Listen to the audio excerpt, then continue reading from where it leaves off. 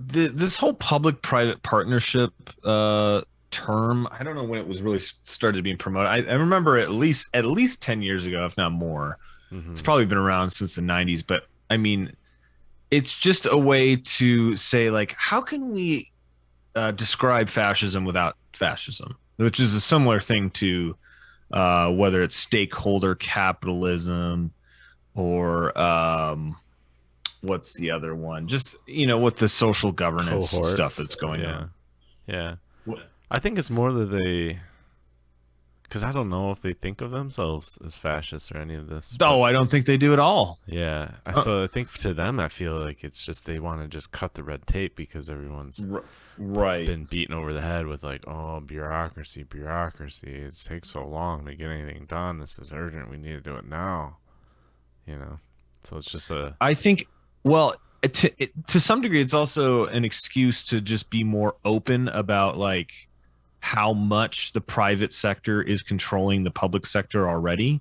So yeah, then if we can just have it above board, but present it as, a public private partnership where the private sector is, quote unquote, working with the yeah. public sector, when in reality they're both the same thing, Neither are and working they're just for. just different tools of the same regime. Yeah, Corporate America is, for all intents and purposes, like, you're another agency of the government right, to right. some degree, especially if you're taking all that money from them. Like, yeah, Yeah, you're incorporating, your exactly. work.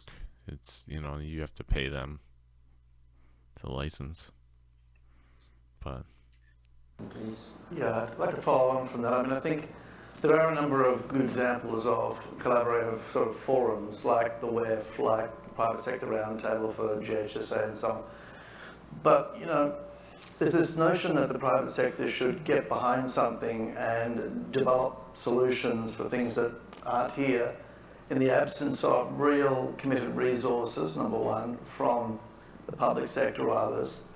And number two, without really having any form of formal decision-making contribution. And I think that's an important one because, for example, he just lost his seat at the table at the next simulation with that comment. Yeah, he's kind of being like, what's in it for us? Right. What, like, hey, dude, come on, we're gonna cover your ass. Like, that's we want your stuff injected in people. Okay, so just don't worry about it. You'll get yours. Yeah, exactly.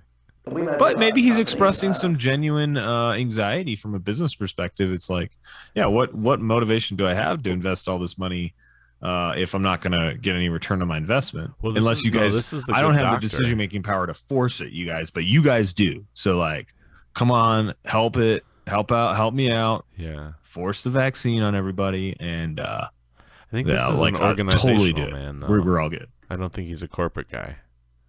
Oh no, you're right. He worked at Well, Pfizer. he's a Johnson and Johnson Johnson corporate and guy, not a Johnson. Pfizer corporate Yeah, guy. yeah. So. My bad. Not at the full on big leagues here. Yeah. No, I get it. My mistake.